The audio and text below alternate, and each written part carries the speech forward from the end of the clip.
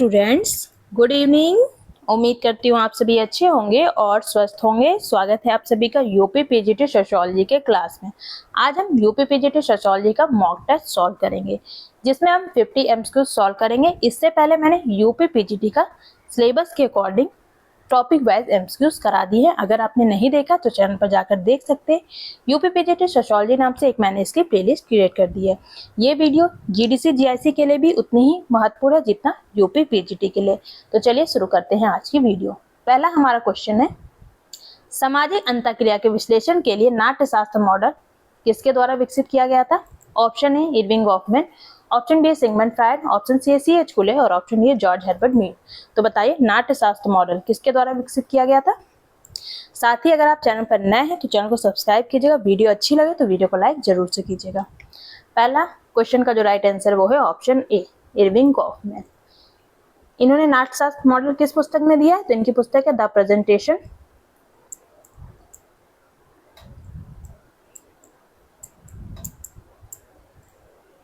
Of self in everyday life. ये इनकी most important पुस्तक है, जिसमें इन्होंने ड्रामाटर्जिकल का सिद्धांत दिया है। ये पुस्तक आई थी 1956 में। देन इनका मोस्ट इंपॉर्टेंट है कॉन्सेप्ट है टोटल इंस्टीट्यूशन का। ये कॉन्सेप्ट इन्होंने किस पुस्तक में दिया है? तो इनकी पुस्तक है आपकी एसाइलम। इस पुस्तक में इन्होंने संपूर्ण संस्था का सिद्धांत दिया है। तो ऑप्शन 1 इस क्वेश्चन का राइट आंसर है, ऑप्शन ए। नेक्स्ट क्वेश्चन देखिए, कॉम्टे के प्रत्यक्षवाद का तात्पर्य है। ऑप्शन ए एक सिद्धांत जो समाज के सकारात्मक पहलुओं पर जोर देता है। ऑप्शन बी अवलोकनीय घटनाओं का सटीक और वैज्ञानिक अध्ययन। ऑप्शन सी एक सिद्धांत जो कठिन प्रश्न रखता है और उनके उत्तर देता है। और ऑप्शन डी है सामाजिक प्रगति के बारे में कानूनों का अवैज्ञानिक समूह। तो बताइए प्रत्यक्षवाद का तात्पर्य क्या है? ऑगस्ट कॉम्ट को प्रत्यक्षवाद का जनक कहा जाता है। तो इस क्वेश्चन का जो राइट आंसर वो है ऑप्शन बी अवलोकनीय घटनाओं का सटीक और वैज्ञानिक अध्ययन है प्रत्यक्षवाद। ऑप्शन बी इस क्वेश्चन का राइट आंसर है। ये कॉन्सेप्ट इन्होंने अपनी किस पुस्तक में दिया था? तो इनकी पुस्तक है पॉजिटिव फिलॉसफी। इस पुस्तक में इन्होंने प्रत्यक्षवाद का सिद्धांत दिया था। ऑप्शन बी इस क्वेश्चन का राइट आंसर है। नेक्स्ट क्वेश्चन देखिए,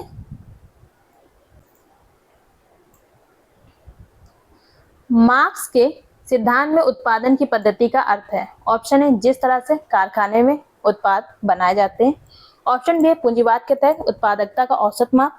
ऑप्शन सी है समाज के तकनीकी और मानवीय संसाधनों का संगठन। और ऑप्शन डी है समाज के अधिसंरचना का अभिन्न अंग। तो बताइए मोड ऑफ प्रोडक्शन का अर्थ क्या है? तो कार्ल मार्क्स के अनुसार समाज का आर्थिक आधार मोड ऑफ प्रोडक्शन है, जो फोर्स ऑफ प्रोडक्शन और रिलेशन ऑफ प्रोडक्शन से मिलकर बनता है। तो इस क्वेश्चन का जो राइट आंसर वो है ऑप्शन सी समाज के तकनीकी और मानवीय संसाधनों का संगठन है mode of production. Option C इस क्वेश्चन का राइट आंसर है। नेक्स्ट क्वेश्चन, दुर्खिम ने सामाजिक तथ्यों को किस रूप में परिभाषित किया है? ऑप्शन ए कार्य करने, सोचने और महसूस करने के तरीके जो मूल रूप से सामूहिक और सामाजिक हैं। ऑप्शन बी है सामाजिक संदर्भ में वैज्ञानिक जिस तरह से ज्ञान का निर्माण करते हैं। ऑप्शन सी है सामाजिक घटनाओं के बारे में एकत्र किए गए डेटा जो सही साबित होते हैं। और ऑप्शन डी विचार और सिद्धांत जिनका बाहरी भौतिक दुनिया से कोई आधार नहीं है। तो बताइए दुर्खिम ने सामाजिक तथ्यों को किस रूप में परिभाषित किया है? तो इन्होंने कार्य करने, सोचने और महसूस करने के तरीके के रूप में परिभाषित किया। ऑप्शन ए इस क्वेश्चन का राइट आंसर है। किस पुस्तक में इन्होंने इसकी बात की है? तो इनकी पुस्तक है the rules of sociological method.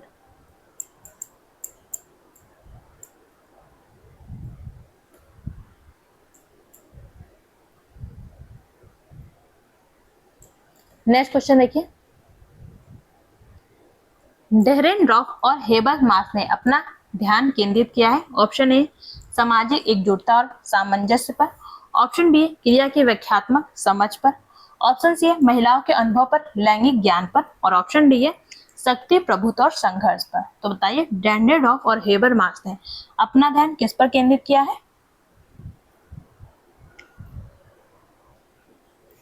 तो इसका जो राइट आंसर वो है ऑप्शन डी, शक्ति, प्रभुत्व और संघर्ष पर। ऑप्शन डी इस क्वेश्चन का राइट आंसर है।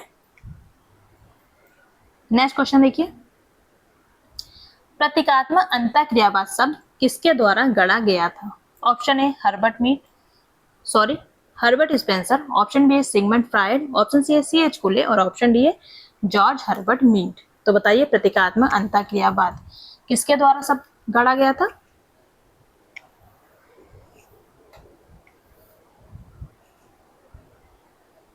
तो जॉर्ज हर्बर्ट मीड को प्रतीकात्मक अंतःक्रियावाद का फादर या पिता कहा जाता है। फादर या प्रोपाउंडर ये कहा जाता है आपके जॉर्ज हर्बर्ट मीड को। पर इस सब को कॉइन किसने किया था? तो ये कॉइन किया था हर्बर्ट ब्लूमर ने। तो ऑप्शन ए इस क्वेश्चन का राइट आंसर है। नेक्स्ट क्वेश्चन, फ्रांसीसी क्रांति का मुख्य कारण क्या था? ऑप्शन ए प्रबोधन। ऑप्शन बी औद्योगिक क्रांति। ऑप्शन सी है प्रत्यक्षवादी दर्शन। और ऑप्शन डी है स्टेट प्रणाली या सामंती व्यवस्था। तो बताइए फ्रांसीसी क्रांति का मुख्य कारण क्या था?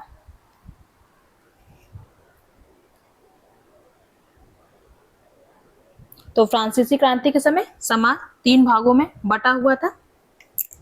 तो ऑप्शन डी इस क्वेश्चन का राइट आंसर है स्टेट प्रणाली या सामंती व्यवस्था। ऑप्शन डी होगा इसका मुख्य कारण। नेक्स्ट क्वेश्चन देखिए, प्रबोधन काल को इस नाम से भी जाना जाता है। किस नाम से भी प्रबोधन काल को जाना जाता है आपको ये बताना है। Option A age of darkness. Option B age of reasoning. Option C age of revolution. और option D age of common sense. तो बताइए प्रबोधन काल को किस नाम से जाना जाता है?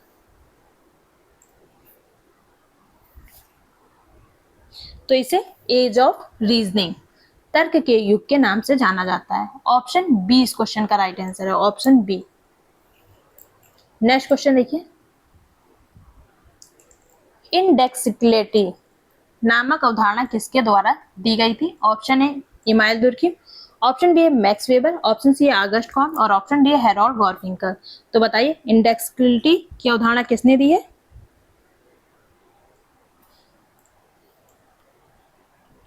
तो ये हेरोल्ड गार्फिंकल है। ऑप्शन डी इस क्वेश्चन का राइट आंसर है। इन्हें एथनोमेथोलॉजी का जनक कहा जाता है, लोक विधि विज्ञान का। इनकी पुस्तक है स्टडीज इन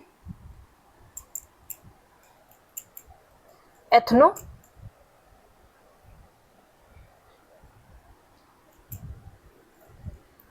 मेथोडोलॉजी, ये इनकी मोस्ट इंपॉर्टेंट पुस्तक है। कब आई थी? 1967 में। नेक्स्ट क्वेश्चन देखिए, ऑप्शन डी इस क्वेश्चन का राइट आंसर है। किसने समाज के 4 प्रकारों सरल मिश्रित, दोहरे मिश्रित और तिहरे मिश्रित की पहचान की है? ऑप्शन ए हर्बर्ट स्पेंसर ने। ऑप्शन बी है आगस्ट कॉम्ट ने। ऑप्शन सी है लियोनार्ड टी हॉबहॉस ने। और ऑप्शन डी है इमाइल दुर्खिम ने। तो बताइए किसने समाजों को सरल मिश्रित और दोहरे मिश्रित और तिहरे मिश्रित में बांटा है?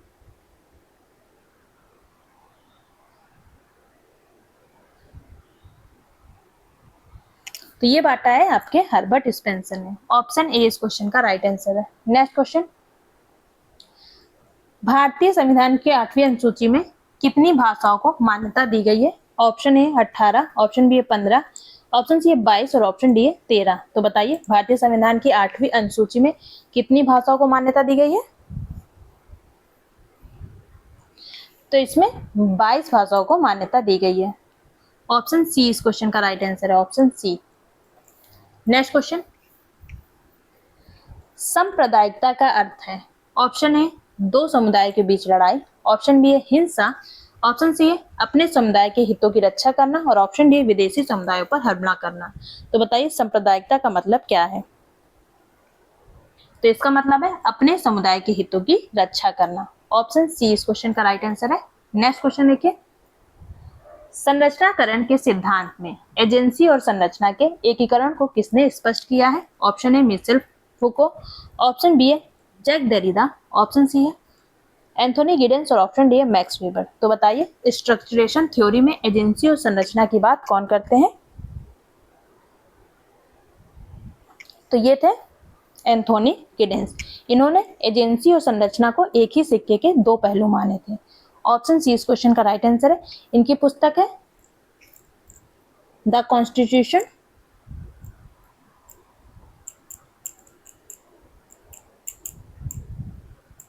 Of society.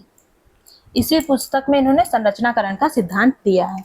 नेक्स्ट क्वेश्चन देखिए, लोकतंत्र का प्रहरी किसे कहा जाता है? ऑप्शन ए विधायिका को, ऑप्शन बी है न्यायपालिका को, ऑप्शन सी है कार्यपालिका को और ऑप्शन डी है जनसंचार माध्यम को। तो बताइए किसे कहा जाता है लोकतंत्र का प्रहरी? तो ये कहा जाता है आपके मीडिया को। ऑप्शन डी इस क्वेश्चन का राइट आंसर है। इसे चौथा स्तंभ माना जाता है, मास मीडिया को। ऑप्शन डी इस क्वेश्चन का राइट आंसर है। नेक्स्ट क्वेश्चन देखिए, नेक्स्ट क्वेश्चन है कथन ए दिया है अंतरराष्ट्रीय प्रवास से भेजे जाने वाले और प्राप्त करने वाले दोनों देशों में उत्पादकता में वृद्धि होती है। रीजन आर दिया है प्रवासियों को बेहतर वेतन मिल रहा है। ऑप्शन ए आर दोनों सही है, आर ए की सही व्याख्या है। ऑप्शन बी ए आर दोनों सही है पर आर ए की सही व्याख्या नहीं है। Option C A is true but R is false. A सही है पर आर गलत है। और ऑप्शन डी है ए गलत है लेकिन आर सही है। तो बताइए अंतरराष्ट्रीय प्रवास से भेजने वाले और प्राप्त करने वाले दोनों देशों में उत्पादकता में वृद्धि होती है और कारण इसका दिया है प्रवासियों को बेहतर वेतन मिलता है। तो बताइए कौन सा ऑप्शन सही है?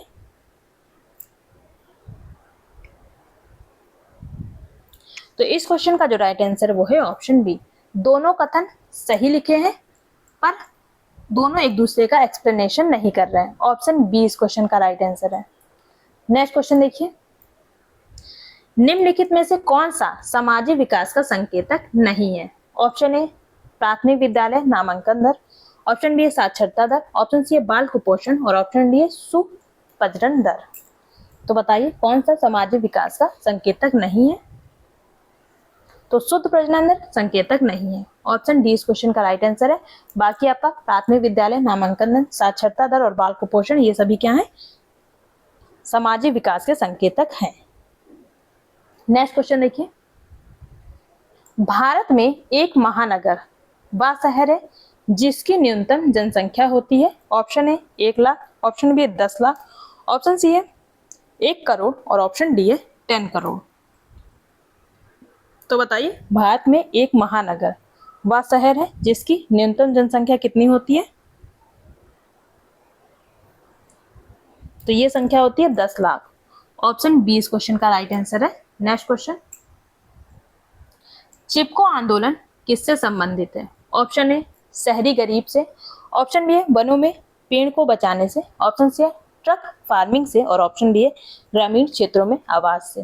तो बताइए चिपको आंदोलन किससे संबंधित है? तो ये संबंधित है वनों में पेड़ों को बचाने से। चिपको आंदोलन कहाँ पर हुआ था? तो ये हुआ था आपके 1973 में उत्तराखंड में। इसके नेता कौन कौन थे? तो सुंदरलाल बहुगुणा थे,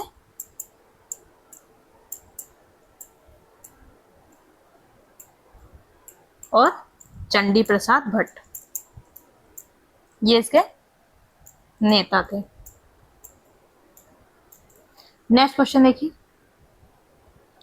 भारतीय संविधान की वह अनुसूची जो जनजातीय कल्याण से संबंधित है कौन सी है? ऑप्शन ए 7वीं, ऑप्शन बी है 5वीं, ऑप्शन सी है 9वीं और ऑप्शन डी है 11वीं। तो बताइए भारतीय संविधान की वह अनुसूची जो जनजातीय कल्याण से संबंधित है कौन सी है?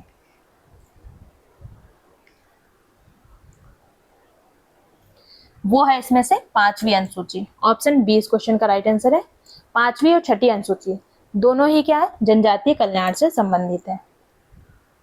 नेक्स्ट क्वेश्चन देखिए, संरक्षण मूलक विभेद किसके उत्थान के लिए है? ऑप्शन ए केवल अनुसूचित जनजाति के लिए, ऑप्शन बी केवल अनुसूचित जनजाति के लिए, ऑप्शन सी केवल अन्य पिछड़ा वर्ग के लिए और ऑप्शन डी उपरोक्त सभी। तो बताइए संरक्षण मूलक विभेद किसके उत्थान के लिए है? तो ये SC ST OBC तीनों के उत्थान के लिए है। ऑप्शन डी इस क्वेश्चन का राइट आंसर है, all of the above, option D. Next question देखिए, सांस्कृतिक आधिपत्य का विचार किससे जुड़ा है? Option A Antonio Gramsci, option B है मोटेओ बर्टोली, ऑप्शन सी है व्लादिमीर लेनिन और ऑप्शन डी है GH मीड। तो बताइए कल्चरल हेजिमनी का कॉन्सेप्ट किसके द्वारा दिया गया था? तो ये दिया गया था ऑप्शन ए एंटोनियो ग्राम्सी के द्वारा। इनका कहना था कि शासक वर्ग अपनी संस्कृति को पूरे समाज पर थोप देते हैं, यही क्या है? सांस्कृतिक आधिपत्य है। इनकी पुस्तक है प्रिजन नोटबुक्स, ये पुस्तक है एंटोनियो ग्राम्सी की। नेक्स्ट क्वेश्चन देखिए, सामाजिक मानदंड है? ऑप्शन ए रचनात्मक गतिविधियां जैसे बागवानी, ऑप्शन बी है जनसंचार माध्यमों से समूहों का प्रतीकात्मक प्रतिनिधित्व, ऑप्शन सी है दुनिया कैसी होनी चाहिए इसके बारे में धार्मिक विश्वास, और ऑप्शन डी है अंतःक्रिया के बारे में नियम और अपेक्षाएं जो सामाजिक जीवन को विनियमित करती हैं। तो बताइए सामाजिक मानदंड क्या है?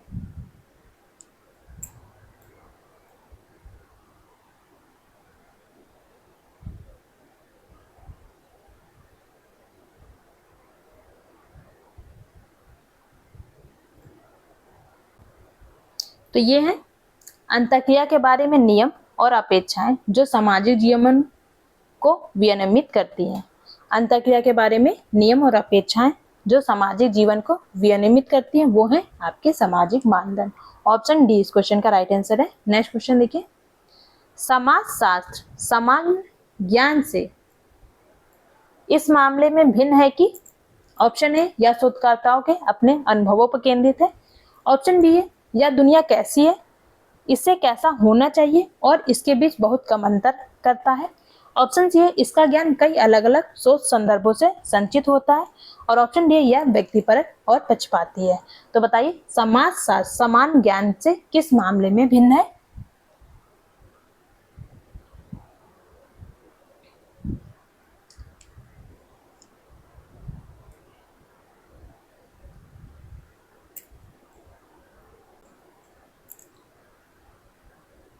कि इसका ज्ञान कई अलग अलग सोच संदर्भों से संचित होता है।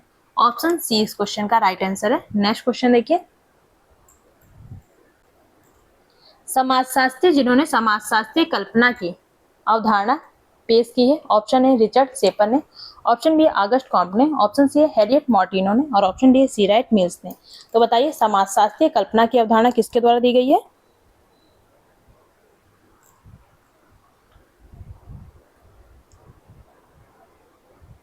तो ये दी गई है सी राइट मिल्स के द्वारा। सेम यही अवधारणा के नाम से इन्होंने पुस्तक लिखी है द सोशियोलॉजिकल इमेजिनेशन। ये पुस्तक लिखी गई है सी राइट मिल्स के द्वारा। कब आई थी ये पुस्तक? 1959 में।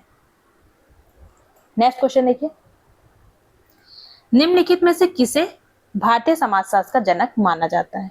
ऑप्शन है डी कोसाम्बी, ऑप्शन बी है GS घुरे, ऑप्शन सी है MN श्रीनिवास और ऑप्शन डी है AR देसाई। तो बताइए भारतीय समाजशास्त्र का जनक किसे माना जाता है? तो ये माना जाता है GS घुरे को। इन्होंने ISS मतलब इंडियन सोशियोलॉजिकल सोसाइटी की स्थापना की थी। किसने? GS घुरे ने की थी। और इनकी मोस्ट इंपॉर्टेंट पुस्तक है caste and race in India. Next question देखिए, social background of Indian nationalism के लेखक कौन है? ऑप्शन है डी कोसाम्बी, ऑप्शन बी है G एलियोसिस और ऑप्शन सी है AR देसाई और ऑप्शन डी है MN श्रीनिवास। तो बताइए social background of Indian nationalism के लेखक कौन है? तो ये है आपके AR देसाई। ऑप्शन सी इस क्वेश्चन का राइट आंसर है। ये मार्क्सवादी थे। नेक्स्ट क्वेश्चन देखिए, एनोमी का तात्पर्य, एनोमी का तात्पर्य क्या है बताना है आपको। ऑप्शन है एक निर्मित मॉडल जो मापने की छड़ के रूप में कार्य करता है, ऑप्शन बी है छोटे समूहों का अध्ययन है, ऑप्शन सी है मानकों और मूल्यों के टूटने या उद्देश्यों की कमी से उत्पन्न अस्थिरता की स्थिति है, और ऑप्शन डी है बयानों का एक समूह जो समस्याओं की व्याख्या करने का प्रयास करता है। तो बताइए एनोमी विसंगति का तात्पर्य क्या है? तो इसका तात्पर्य मानकों और मूल्यों के टूटने और उद्देश्य की कमी से उत्पन्न अस्थिरता की स्थिति क्या कहलाती है? विसंगतता या एनोमी।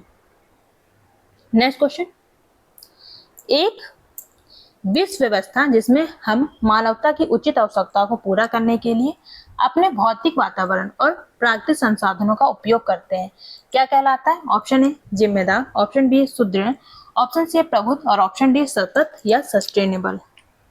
एक विश्व व्यवस्था जिसमें हम मानवता की उचित आवश्यकताओं को पूरा करने के लिए अपने भौतिक पर्यावरण और प्राकृतिक संसाधनों का उपयोग करते हैं, ये क्या कहलाता है? तो ये कहलाता है सतत, सस्टेनेबल। ऑप्शन डी इस क्वेश्चन का राइट आंसर है, ऑप्शन डी। नेक्स्ट क्वेश्चन देखिए, अपने स्वयं की सांस्कृतिक मूल्यों के अनुसार अन्य संस्कृतियों का मूल्यांकन करने की प्रवृत्ति क्या कहलाती है? ऑप्शन ए सर्वदेशीयता, ऑप्शन बी निजाति केंद्रवाद, ऑप्शन सी आवास या समायोजन और ऑप्शन डी पर संस्कृति ग्रहण। अपनी स्वयं की सांस्कृतिक मूल्यों के अनुसार अन्य संस्कृति का मूल्यांकन करना क्या कहलाता है? तो ये कहलाता है निजाति केंद्रवाद। ऑप्शन बी इस क्वेश्चन का राइट आंसर है। इसका कॉन्सेप्ट किसके द्वारा दिया गया था? समनर के द्वारा दिया गया था। कौन सी इनकी पुस्तक है? फुकवेज। नेक्स्ट क्वेश्चन देखिए, पारस्परिक संबंधों में आकर्षण और विकर्षण को मात्रात्मक रूप में मापने की तकनीकों का एक समूह है। Option A sociometry, option B मात्रात्मक विधि, ऑप्शन सी सामाजिक सांख्यिकी और ऑप्शन डी सामाजिक सर्वेक्षण। पारस्परिक संबंधों में आकर्षण और विकर्षण को मात्रात्मक रूप में मापने की तकनीकों का एक समूह क्या कहलाता है? तो ये कहलाता है समाजमिति, सोशियोमेट्री। ऑप्शन ए इस क्वेश्चन का राइट आंसर है। इसका कॉन्सेप्ट किसके द्वारा दिया गया था? तो इसका कॉन्सेप्ट दिया था जेएल मोरेनो ने। नेक्स्ट क्वेश्चन देखिए, निम्नलिखित में से कौन सा समाज की कार्यात्मक पूर्व आवश्यकता नहीं है? ऑप्शन ए पर्यावरण के प्रति अनुकूलन, ऑप्शन बी लक्ष्य प्राप्ति, ऑप्शन सी प्रतिमान अनुरक्षण और तनाव प्रबंधन और ऑप्शन डी है सामाजिक वियोग। तो बताइए समाज की पूर्व आवश्यकताएं इनमें से कौन सी नहीं है? समाज की पूर्व आवश्यकताएं किसने बताया था? तो ये बताया था पार्सन्स ने। तो इस क्वेश्चन का जो राइट आंसर वो है ऑप्शन डी, सामाजिक वियोग नहीं है। ऑप्शन डी इस क्वेश्चन का राइट आंसर है। नेक्स्ट क्वेश्चन देखिए, जब उच्च जाति की लड़की निम्न जाति के लड़के से विवाह करती है तो यह व्यवस्था क्या कहलाती है? ऑप्शन ए देवर विवाह, ऑप्शन बी अनुलोम विवाह, ऑप्शन सी शाली विवाह और ऑप्शन डी है प्रतिलोम विवाह। जब उच्च जाति की लड़की निम्न जाति के लड़के से विवाह करती है तो ये क्या कहलाता है? तो ये कहलाता है प्रतिलोम विवाह। ऑप्शन डी इस क्वेश्चन का राइट आंसर है। नेक्स्ट क्वेश्चन, वह विषय जो ज्ञान की उत्पत्ति और प्रकृति के अध्ययन से संबंधित है क्या है? ऑप्शन ए सत्ता मीमांसा, ऑप्शन बी घटना शास्त्र, ऑप्शन सी ज्ञान मीमांसा और ऑप्शन डी लोक विधि विज्ञान। तो वह विषय जो ज्ञान की उत्पत्ति और प्रकृति के अध्ययन से संबंधित है क्या कहलाता है? तो ये कहलाता है ज्ञान मीमांसा। ऑप्शन सी इस क्वेश्चन का राइट आंसर है। नेक्स्ट क्वेश्चन, निम्नलिखित में से कौन सा समुदाय का तत्व नहीं है? ऑप्शन ए हम की भावना, ऑप्शन बी निश्चित भूभाग, ऑप्शन सी सांस्कृतिक विविधता और ऑप्शन डी अंतर निर्भरता। तो बताइए कौन सा समुदाय का तत्व नहीं है? हम की भावना, निश्चित भूभाग, सांस्कृतिक विविधता या आत्मनिर्भरता। तो इसमें कौन सा तत्व नहीं है? सांस्कृतिक विविधता नहीं है। बाकी हम की भावना, निश्चित भूभाग और आत्मनिर्भरता ये सभी क्या समुदाय के तत्व हैं। नेक्स्ट क्वेश्चन देखिए, सामाजिक स्थिरीकरण के दो मुख्य रूप कौन कौन से हैं? ऑप्शन ए वर्ग और स्टेट, ऑप्शन बी समाज और समुदाय, ऑप्शन सी जाति और वर्ग और ऑप्शन डी परिवार और नातेदारी। तो बताइए सामाजिक स्थिरीकरण के दो मुख्य रूप कौन से हैं? तो ये है आपका class and caste. Option C इस क्वेश्चन का राइट आंसर है। जो आपका कास्ट होता है वो क्या होता है? क्लोज्ड होता है और क्लास क्या होती है? ये ओपन होती है। ऑप्शन सी इस क्वेश्चन का राइट आंसर है। नेक्स्ट क्वेश्चन देखिए, भारतीय संविधान का वह अनुच्छेद जो कमजोर वर्गों के सामाजिक अन्याय और शोषण से सुरक्षा का सुझाव देता है? ऑप्शन ए आर्टिकल 44 है, option B article 45, option C है आर्टिकल 46 और ऑप्शन डी है आर्टिकल 47। भारतीय संविधान का वह अनुच्छेद जो कमजोर वर्गों के सामाजिक न्याय और शोषण से सुरक्षा का सुझाव देता है, कौन सा आर्टिकल है? तो ये आर्टिकल है आर्टिकल 46, ऑप्शन सी इस क्वेश्चन का राइट आंसर है। नेक्स्ट क्वेश्चन देखिए, एक समुदाय सबसे छोटा क्षेत्रीय समूह है जो सामाजिक जीवन के सभी पहलुओं को अपना सकता है। समुदाय को इस तरह किसने परिभाषित किया है? ऑप्शन है किंग्सले डेविस ने, ऑप्शन बी है रॉबर्ट पार्क ने, ऑप्शन सी है फर्नांडिस टोनिज ने और ऑप्शन डी है बोगार्ट्स ने। तो बताइए ये किसने परिभाषा दी है? एक समुदाय सबसे छोटा क्षेत्रीय समूह है जो सामाजिक जीवन के सभी पहलुओं को अपना सकता है, किसने इसे परिभाषित किया है? तो ये परिभाषित किया है किंग्सले डेविस ने। ऑप्शन ए इस क्वेश्चन का राइट आंसर है। इनकी पुस्तक है ह्यूमन सोसाइटी।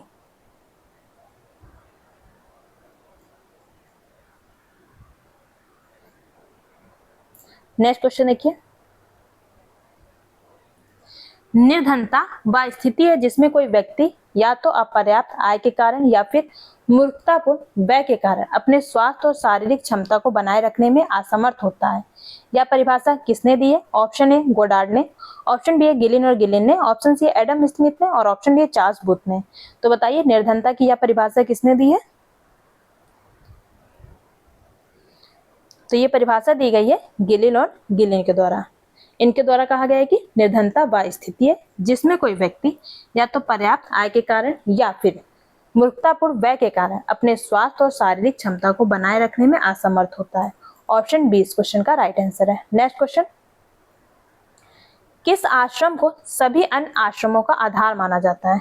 ऑप्शन ए ब्रह्मचर्य को, ऑप्शन बी गृहस्थ को, ऑप्शन सी वानप्रस्थ को और ऑप्शन डी संन्यास को। तो बताइए किस आश्रम को सभी अन्य आश्रमों का आधार माना जाता है?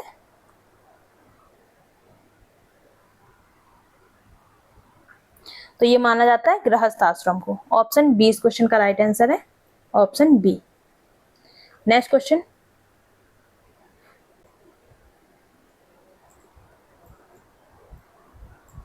वर्ण पदानुक्रम में किस समूह को द्विज दो बार जन्मा कहा जाता है? ऑप्शन है केवल ब्राह्मण को, ऑप्शन बी है ब्राह्मण और क्षत्रिय को, ऑप्शन सी है ब्राह्मण क्षत्रिय और वैश्य को और ऑप्शन डी है चारों वर्णों को। तो बताइए किससे द्विज कहा जाता है?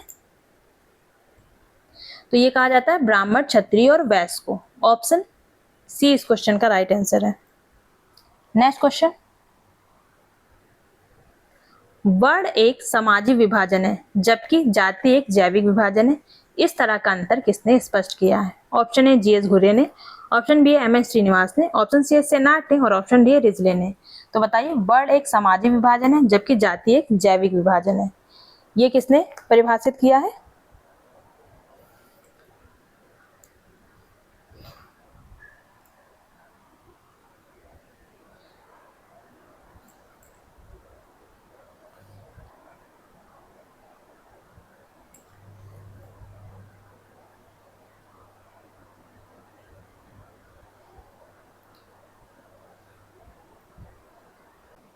तो ये परिभाषित किया था आपके रिजले ने। ऑप्शन डी इस क्वेश्चन का राइट आंसर है, ऑप्शन डी। इनके अनुसार वर्ण एक सामाजिक विभाजन है जो प्राचीन साहित्य पर आधारित है जबकि जाति शारीरिक लक्षणों और जैविक भिन्नताओं जैसे नाक की बनावट पर आधारित एक जैविक विभाजन है। ऑप्शन डी इस क्वेश्चन का राइट आंसर है। नेक्स्ट क्वेश्चन,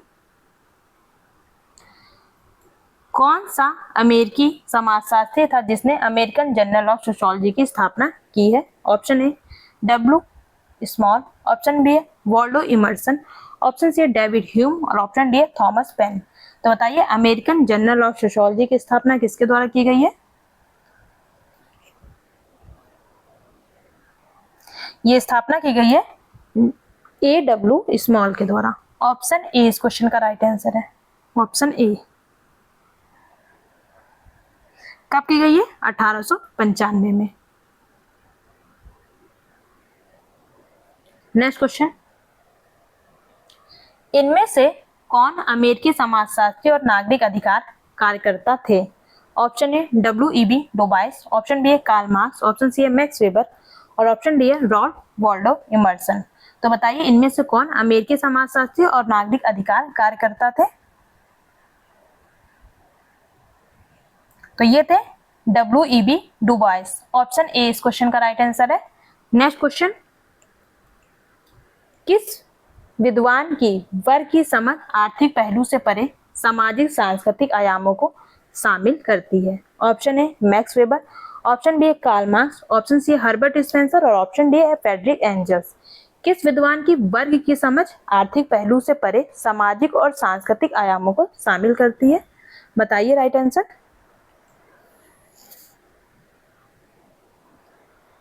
वेबर ने वर्ग को केवल आर्थिक नहीं बल्कि स्टेटस और पार्टी से भी जोड़कर देखा है। ऑप्शन ए इस क्वेश्चन का राइट आंसर है।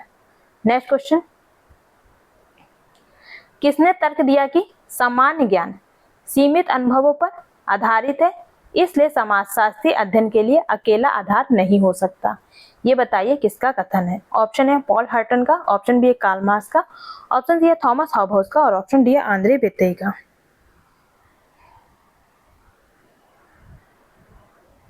तो ये जो कथन दिया है आंद्रे बेतेई ने दिया। ऑप्शन डी इस क्वेश्चन का राइट आंसर है। इनकी पुस्तक है सोशियोलॉजी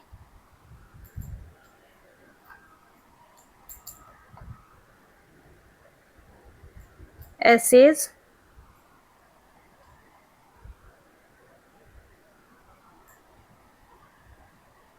अप्रोच एंड मेथड।